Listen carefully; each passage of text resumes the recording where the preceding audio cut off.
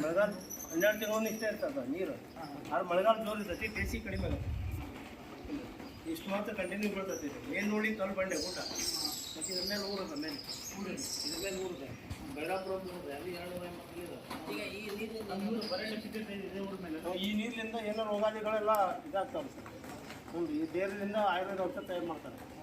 ಹ್ಞೂ ಈಗ ಅದ್ರಿಂದ ಖಾಲಿ ಇರ್ತಲ್ಲ ಏನೋ ಕೊಡ್ತಾರೆ. ಹ್ಞೂ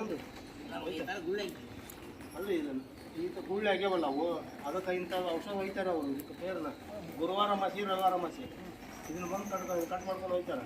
ಇರೋರು ಮತ್ತೆ ಏನು ಹಾಕ್ತಾರೆ ಬೇರೆ ಅವ್ರು ಗುರುವಾರ ರವಿವಾರ ಮಾಸಿ ಬಂದಿರೋದು ಅವಾಗ ಹೋಗ್ತಾರೆ. ಇದು ನೀರಿನಿಂದ ಏನೇನು ನೀರು ಅದನ್ನು ಸೇವನೆ ಮಾಡಿದ್ರೆ ರೋಗಗಳು ಕಡಿಮೆ ಆಗ್ತಾವೆ. ಚರ್ಮ ರೋಗ ಎಲ್ಲ ಹೋಗ್ತಾವೆ.